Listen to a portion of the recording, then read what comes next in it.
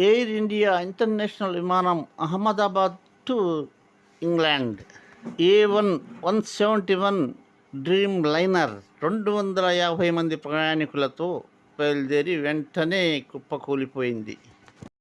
అత్యంత అనుభవం గల పైలట్, కో-పైలట్లు విమానం చెక్ చేసుకోకుండా టేకప్ తీసుకుంటారా? కాదు. నో. విమానం ఉగ్రవాద చర్యకు లోనయ్యిందా అనుమానం.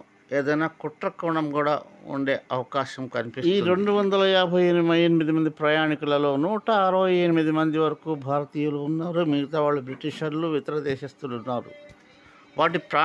వారి ప్రాణాల సంగతి ఏంటి ఇంకా అధికారంగా వెలువడలేదు.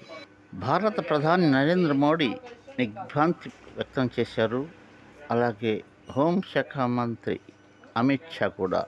ఇలా ఉండగా విమానయాన శాఖ మంత్రి రామ్మోహన్ నాయుడు గారు విజయవాడ నుంచి అహ్మదాబాద్ బయలుదేరారు. ఇంకొద్దిసేపట్లో చేరుకుంటారు. తక్షణ చర్యలు హుటాహుటిన మొదలైనట్టు తెలుస్తుంది. రాష్ట్ర, కేంద్ర ప్రభుత్వాలు ఉమ్మడిగా సహాయం చేస్తున్నారు. ప్లీజ్ సబ్స్క్రైబ్ చేసుకొని ఒక లైక్ కొట్టి బెల్ ఐకాన్ నొక్కండి. ఒక ముఖ్య విన్నపం, పిల్లలను మొబైల్ నుండి దూరంగా ఉంచండి ప్లీజ్.